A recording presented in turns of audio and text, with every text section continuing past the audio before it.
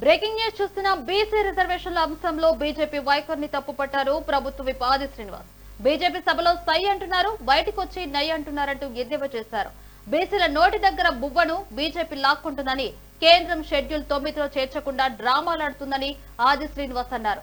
రిజర్వేషన్లపై హిందీ మాట్లాడే వారి దగ్గర మోడీ నోరు మెదపడం లేదని, సీఎం రేవంత్ 50% స్లాబ్ ఎత్తివేసి రిజర్వేషన్లు కల్పిస్తున్నారని చెప్పారు ఆది శ్రీనివాస్.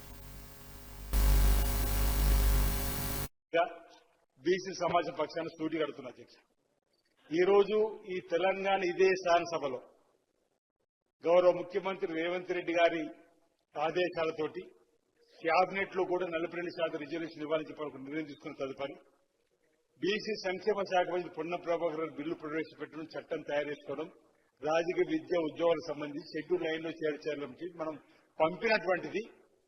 ఈ తెలంగాణ శాసనసభ సై అంటూ మీరు కేంద్ర ప్రభుత్వంలో ఎందుకు నై అంటారు, దానికి సమాధానం చెప్పాలని సూటి వరకు 10 సార్లు అడిగిన అధ్యక్ష. ఇప్పుడే మా గౌరవ ముఖ్యమంత్రి గారు 5 సార్లు లేఖలు రాసినాం. ప్రధానమంత్రి గారి అపాయింట్మెంట్ లేకపోవడం వల్ల మేము అఖిలపక్షాన్ని తీసుకోలేకపోయినా చెప్పినటువంటి మాట. ఈ సభ ద్వారా ఇక్కడేమో తెలుగు మాట్లాడే వారి ముందరేమో మేము బీసీలకు అనుకూలం చెప్తున్నారు, హిందీ రాష్ట్రాలకు వెళ్లి నరేంద్ర మోడీ గారి దగ్గర మాత్రం ఈ విషయం మాట్లాడడానికి నోరు మెదుపుతలేదు ఎందుకు అనేది మీ ద్వారా నేను అడుగుతా ఉన్నా అధ్యక్ష. ఈ రోజు నేను మా బీసీ సమాజం పక్షాన గౌరవ ముఖ్యమంత్రి రేవంత్ రెడ్డి గారికి, ఉప ముఖ్యమంత్రి గారికి, మంత్రివర్గానికి, క్యాబినెట్ లో కూడా ఈ 42% మా బీసీ సంక్షేమ శాఖ మంత్రితో పాటు అందరికీ మా బీసీ సమాజ పక్షానికి ధన్యవాదాలు తెలియజేస్తున్నా అధ్యక్ష. ఇప్పటికైనా మేము 42% రిజర్వేషన్ తోనే ముందుకు పోతామని చెప్పని కట్టుబడి ఉన్నామని చెప్పడానికి కోసం ఈరోజు 2018 పంచాయతీ చట్టాన్ని కూడా సవరించడానికి కోసం కారణం కూడా చెప్పినాం కదా అధ్యక్ష.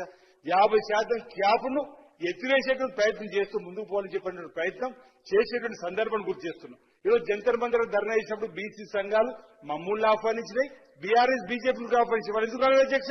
మా బీసీ మీద ప్రేమ లేదు. ఈరోజు మీరు ఇప్పుడు